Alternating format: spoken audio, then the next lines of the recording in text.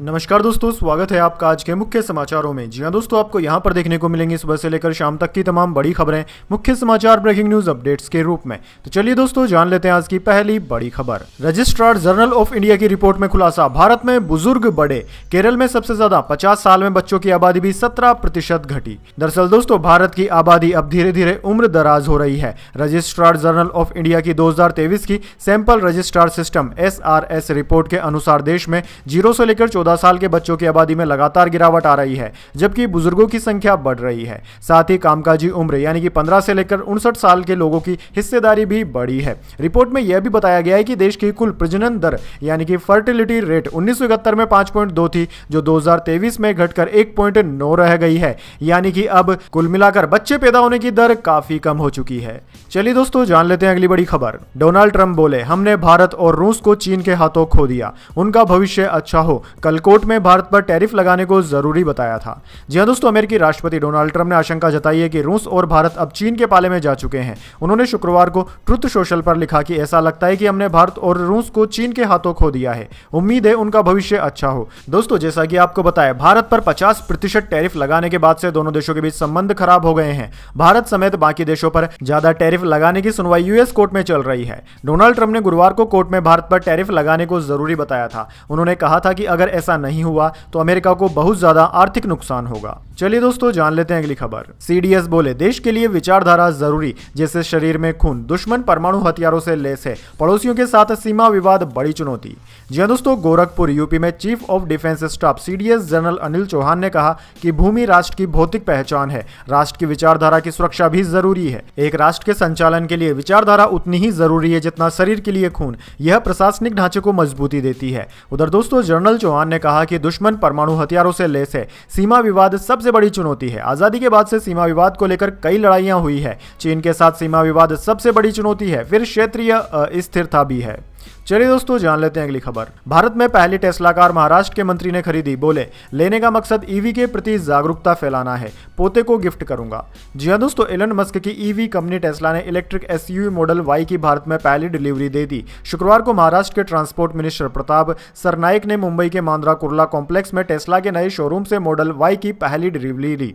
प्रताप सरनाइक ने इस मौके पर कहा कि उनका मकसद लोगों, खासकर युवाओं में इलेक्ट्रिक गाड़ियों के प्रति जागरूकता फैलाना है। उन्होंने कहा कि मैं चाहता हूं कि बच्चे इन कारों को जल्दी देखें और सस्टेनेबल ट्रांसपोर्ट की अहमियत समझें। यह कार मैं अपने पोते को गिफ्ट करूंगा।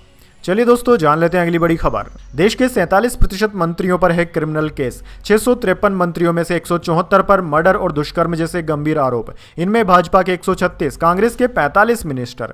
जी हां दोस्तों, देश भर के 302 मंत्री यानी कि करीब 47% खुद पर आपराधिक केस होने की बात स्वीकार कर चुके हैं। इनमें 174 मंत्री ऐसे हैं जिन पर हत्या, अपहरण और महिलाओं के खिलाफ अपराध जैसे गंभीर आरोप हैं। वहीं केंद्र सरकार के 72 मंत्रियों में से 29 यानी कि 40% ने आपराधिक केस होने की बात मानी है। यह जानकारी चुनाव सुधार संस्था एसोसिएशन फॉर डेमोक्रेटिक रिफॉर्म्स की ADR की रिपोर्ट में सामने आई है। दरअसल दोस्तों, ADR ने 27 राज्यों, 3 केंद्र शासित प्रदेशों और केंद्र सरकार के कुल 643 मंत्रियों के शपथ पत्रों यानी कि एफिडेविट का विश्लेषण कर यह रिपोर्ट तैयार की है। चलिए दोस्तों, जान लेते हैं अगली बड़ी खबर। मध्य प्रदेश में चूहों के काटने से 2 नवजात मरे। राहुल गांधी ने बीजेपी सरकार को घेरा, कहा यह सीधी सीधी हत्या है। जी हां दोस्तों, इंदौर के सरकारी अस्पताल में चूहों के काटे जाने से 2 नवजात शिशुओं की मौत पर प्रदेश की बीजेपी सरकार घिर गई है। कांग्रेस नेता राहुल गांधी ने प्रधानमंत्री नरेंद्र मोदी और मध्य प्रदेश के मुख्यमंत्री मोहन यादव पर सरकारी लापरवाही का आरोप लगाया और कहा कि उन्हें शर्म से सिर झुका लेना चाहिए। सरकारी महाराजा यशवंतराव अस्पताल के गहन चिकित्सा कक्ष यानी कि ICU में चूहों ने एक नवजात शिशु की उंगलियां कुतर दी। बाद में चूहों ने मध्य प्रदेश के सबसे बड़े सरकारी अस्पतालों में से एक इसी अस्पताल में एक और बच्चे के सिर और कंधे को कुतर दिया। मंगलवार को एक शिशु की मौत हो गई। अस्पताल ने कहा कि उसकी मौत का कारण निमोनिया था। दूसरे शिशु की बुधवार को मृत्यु हो गई और अस्पताल प्रशासन ने दावा किया कि मौत का कारण चूहे का काटना नहीं बल्कि रक्त संक्रमण था। चलिए दोस्तों, जान लेते हैं अगली बड़ी खबर। प्रधानमंत्री मोदी बोले, कांग्रेस बच्चों की टॉफी पर भी टैक्स से लेती थी, लोगों के घर का बजट बिगड़ा था, दिवाली छठ पूजा से पहले खुशियां डबल की। जी हां दोस्तों, प्रधानमंत्री मोदी ने टीचर्स डे से एक दिन पहले गुरुवार को दिल्ली में राष्ट्रीय पुरस्कार पाने वाले 45 शिक्षकों से मुलाकात की थी। उस दौरान मोदी ने करीब 35 मिनट तक संबोधन भी दिया। इस दौरान प्रधानमंत्री ने GST में सुधार, ऑनलाइन गेमिंग से जुड़े जुड़े कानून और आत्मनिर्भर भारत पर चर्चा की। प्रधानमंत्री मोदी ने कहा कि हमने आज़ादी के बाद का अब तक का सबसे बड़ा फैसला लिया है। कांग्रेस बच्चों की टॉफी पर भी टैक्स लेती थी, लोगों के घर का बजट बिगड़ा हुआ था। समय पर बदलाव के बिना हम अपने देश को आज की वैश्विक स्थिति में उसका उचित स्थान नहीं दिला सकते। चलिए दोस्तों जान लेते हैं अगली खबर। पूर्व अमेरिकी एनएसए बोले डोनाल्ड ट्रंप और मोदी की दोस्ती खत्म। व्हाइट हाउस ने अमेरिका भारत संबंधों को दशकों पीछे धकेला, इसे सुधारना मुश्किल। जी हां दोस्तों, अमेरिका के पूर्व राष्ट्रीय सुरक्षा सलाहकार जॉन बाल्टन ने गुरुवार को कहा कि अमेरिकी राष्ट्रपति डोनाल्ड ट्रंप और प्रधानमंत्री मोदी के बीच पहले की खास दोस्ती अब खत्म हो चुकी है। ब्रिटिश मीडिया एलबीसी को दिए इंटरव्यू में बाल्टन ने डोनाल्ड ट्रंप की नीति की आलोचना करते हुए कहा कि व्हाइट हाउस ने अमेरिका भारत संबंधों को दशकों पीछे धकेल दिया है, जिससे मोदी रूस और चीन के करीब आ गए हैं। चीन ने खुद को अमेरिका और ट्रंप के एक विकल्प के रूप में पेश कर दिया है। चलिए दोस्तों जान लेते हैं अगली खबर। शिक्षक दिवस पर बड़ा ऐलान, यूपी में टीचर्स का होगा केसलेस ट्रीटमेंट।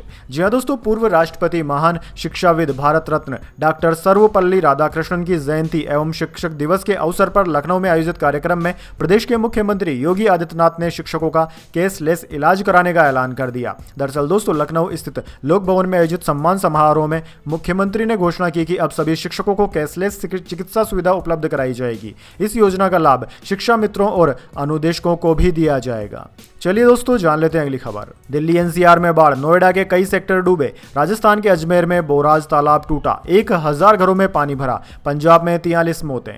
जी हां दोस्तों, बारिश से पहाड़ी राज्यों से लेकर मैदानी इलाकों तक तबाही आ गई है। दिल्ली एनसीआर में लगातार बारिश के कारण यमुना नदी खतरे के निशान से ऊपर बह रही है। इससे कई इलाकों में बाढ़ आ गई। नोएडा में सेक्टर 135 और सेक्टर 151 डूब गए। कई इलाकों में 3 से 4 फीट पानी भरा है। हरियाणा के पंचकुला, हिसार, रोहतक और झज्जर में सभी स्कूल बंद हैं। फतेहाबाद, कुरुक्षेत्र, यमुनानगर और फरीदाबाद में भी कुछ स्कूल बंद कर दिए गए हैं। गुरुग्राम की सिग्नेचर ग्लोबल सलोरा सोसाइटी में गुरुवार को पानी भर गया। वहीं दोस्तों, राजस्थान के अजमेर में गुरुवार रात भारी बारिश के बाद बोराज तालाब की दीवार ढह गई। इससे 1000 से ज्यादा घरों में अचानक सैलाब आ गया। उधर दोस्तों, पंजाब पूरी तरीके से बाढ़ से पीड़ित है। बाढ़ में मरने वालों की संख्या अब पंजाब में बढ़कर 43 हो गई है। राज्य के 23 जिले के 1655 गांवों में 3.55 लाख से ज्यादा लोग प्रभावित हुए हैं। 1.71 लाख हेक्टेयर जमीन पर लगी फसलें बर्बाद हो गई है। राज्य में अगले 5 दिन बारिश का कोई अलर्ट नहीं है, इससे बाढ़ से राहत मिल सकती है। चलिए दोस्तों जान लेते हैं अगली बड़ी खबर। अमेरिकी राष्ट्रपति डोनाल्ड ट्रंप की डिनर पार्टी में शामिल हुए दिग्गज टेक बिजनेसमैन एलन मस्क को न्योता नहीं मिला। 5 भारतीय मूल के सीईओ भी पहुंचे। जी हां दोस्तों, आपने बिल्कुल सही सुना। अमेरिकी राष्ट्रपति डोनाल्ड ट्रंप ने गुरुवार रात व्हाइट हाउस में टेक बिजनेसमैन के लिए डिनर रखा था। इसमें गूगल सीईओ सुंदर Pichai, Meta CEO mark Zuckerberg, open AI CEO Sam Altman समेत कई दिग्गज उद्योगपति शामिल हुए। हालांकि टेस्ला सीईओ एलन मस्क को न्योता नहीं मिला है।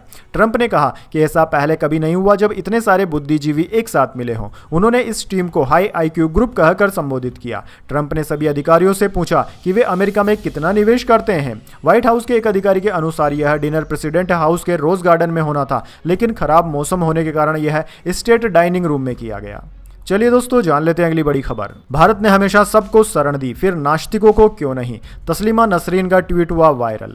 जी हां दोस्तों, बांग्लादेश की मशहूर लेखिका और सामाजिक कार्यकर्ता तस्लीमा नसरीन ने नास्तिकों को लेकर एक गंभीर मुद्दा उठाया है। उन्होंने ट्वीट कर कहा कि बांग्लादेश, पाकिस्तान और अफगानिस्तान में हिंदू, बौद्ध, ईसाई तो अत्याचार झेलते ही है, लेकिन सबसे बुरा हाल उन लोगों का है जो धर्म पर सवाल उठाते हैं, इस्लाम की आलोचना करते हैं या नास्तिक हैं।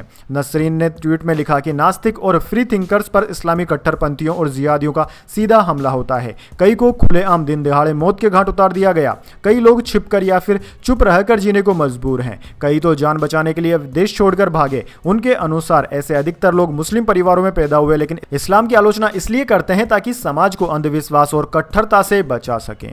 वहीं दोस्तों, तस्लीमा नसरीन का कहना है कि इसमें से कई लोग भारत आए, लेकिन यहां भी उन्हें स्थायी आश्रय नहीं मिला। मजबूर होकर कुछ लोग नेपाल चले गए, पर वहां भी न तो नागरिकता मिली न काम करने का हक। चलिए दोस्तों जान लेते हैं अगली खबर। अजित पवार ने फोन पर महिला आईपीएस को धमकाया, वीडियो हुआ वायरल। अठावले बोले डिप्टी सीएम को पता नहीं था कि वो अधिकारी है, बाद में गलती मानी। जी हां दोस्तों, महाराष्ट्र के डिप्टी सीएम और राष्ट्रवादी कांग्रेस पार्टी एनसीपी के अध्यक्ष अजित पवार का महिला आईपीएस अधिकारी अंजना कृष्णन से बहस का वीडियो सामने आया है। इसमें वे महिला अधिकारी को फटकारते नजर आ रहे हैं। दरअसल दोस्तों, घटना 31 अगस्त को सोलापुर जिले के कुरडू गांव की बताई जा रही है, जहां आईपीएस मुरम का अवैध खनन रोकने पहुंची थी। चलिए दोस्तों जान लेते हैं अगली खबर। यूक्रेन को सुरक्षा गारंटी देंगे 26 देश। यूक्रेन बॉर्डर पर इंटरनेशनल फोर्स तैनात होगी। जेलेंस्की ने डोनाल्ड ट्रंप से भी समर्थन मांगा। जी हाँ दोस्तों, 26 यूरोपीय देशों ने यूक्रेन को पोस्ट वार सुरक्षा गारंटी देने का वादा किया है। फ्रांस के राष्ट्रपति एमेनुअल मैक्रो ने गुरुवार को यह जानकारी दी। उन्होंने कहा कि यूक्रेन में एक इंटरनेशनल फोर्स भी तैनात की जाएगी। मैक्रो ने कोलिशन ऑफ विलिंग्स समिट के बाद प्रेस मीट में यह जानकारी दी। इस बैठक में यूरोपीय यूनियन समेत 35 देशों के नेता शामिल हुए थे। यूक्रेनी राष्ट्रपति जेलेंस्की ने समिट के बाद अमेरिकी राष्ट्रपति डोनाल्ड ट्रंप से भी बातचीत की और गारंटी के लिए समर्थन देने को कहा। चलिए दोस्तों, जान लेते हैं अगली खबर। प्रधानमंत्री मोदी के मणिपुर के संभावित दौरे पर संजय रावत बोले, अब प्रधानमंत्री पद से जाने का समय आ गया है।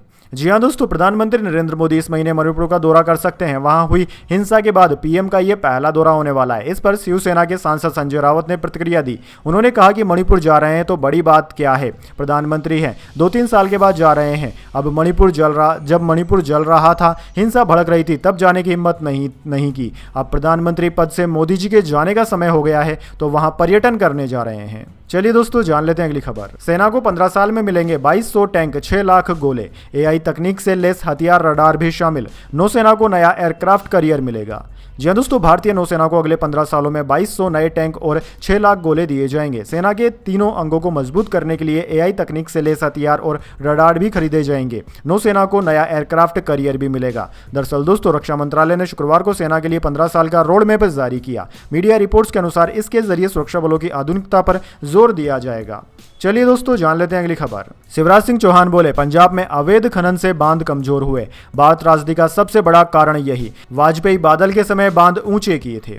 जी हाँ दोस्तों, केंद्रीय कृषि मंत्री शिवराज सिंह चौहान ने पंजाब में आई इस भयानक बाढ़ की स्थिति का सबसे बड़ा कारण अवैध खनन को बताया। उनका यह बयान बाढ़ की स्थिति का जायजा लेने के लिए गुरुवार को किए गए पंजाब के दौरे के एक दिन बाद आया। उन्होंने अपने संदेश में अपने सोशल मीडिया अकाउंट पर शेयर किए। उन्होंने कहा कि अवैध खनन की वजह से ये बांध समय के साथ कमजोर हो गए और अब पानी गांव में घुस गया। उन्होंने पूर्व प्रधानमंत्री अटल बिहारी वाजपेयी और पूर्व मुख्यमंत्री प्रकाश सिंह बादल को याद करते हुए लिखा कि वाजपेयी जब प्रधानमंत्री थे और आदरणीय प्रकाश सिंह बादल पंजाब के मुख्यमंत्री थे, तब फसलों को बाढ़ से बचाने के लिए सतलज, व्यास, रावी और घग्गर नदियों के किनारों पर बांध मजबूत और ऊंचे किए गए थे, लेकिन अवैध खनन के कारण वे कमजोर हो गए।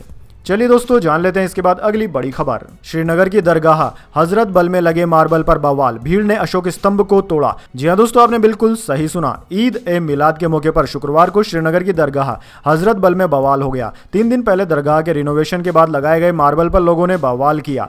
मस्जिद के अंदर प्रतिमा लगाने के आरोप के बाद गुस्साई भीड़ ने अशोक स्तंभ को तोड़ दिया। भीड़ का कहना है कि मस्जिद के अंदर कोई प्रतिमा नहीं लगाई जा सकती। इस बवाल का वीडियो सोशल मीडिया पर वायरल हो रहा है। वीडियो में कुछ लोग वक्फ बोर्ड के लगाए गए शिलापट पर उकेरी गई अशोक स्तंभ की आकृति को पत्थर से तोड़ते दिख रहे हैं।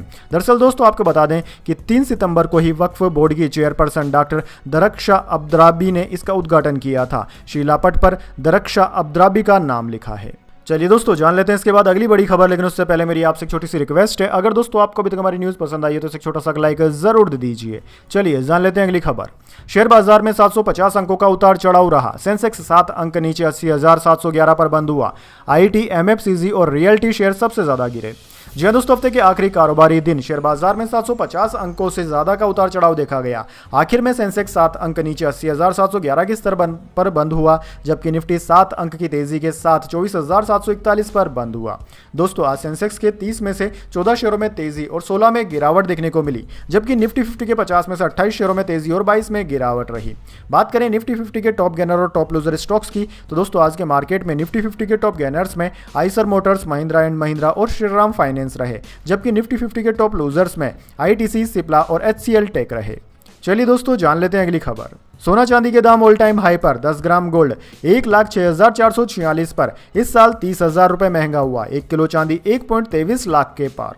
जी हाँ दोस्तों, सोने चांदी के दाम 5 सितंबर को नए हाई पर पहुंचे हैं। Indian Boolean and jeweller association के अनुसार 10 ग्राम 24 कैरेट सोने की कीमत 501 रुपये बढ़कर 1,06,446 पर पहुंच गई। हालांकि कारोबार खत्म होने पर सोने का दाम 393 रुपये बढ़कर 1,06,338 रुपये पर आ गया। एक दिन पहले इसकी कीमत 1,05,945 रुपये प्रति 10 ग्राम पर थी। वहीं दोस्तों, चांदी की कीमत आज 374 रुपये बढ़कर 1,23,581 रुपये के नए ऑल टाइम हाई पर पहुंच गई है। चलिए दोस्तों जान लेते हैं अगली बड़ी खबर। 37 साल बाद सबसे ज्यादा बारिश, उत्तर भारत में टूटा 14 साल का रिकॉर्ड। जी हाँ दोस्तों, पिछले 14 सालों में उत्तर भारत में बारिश सबसे ज्यादा हुई है।